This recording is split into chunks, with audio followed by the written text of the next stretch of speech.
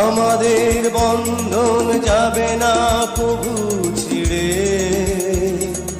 এসেছি দুজন কাছে লক্ষ জনের ভিড়ে।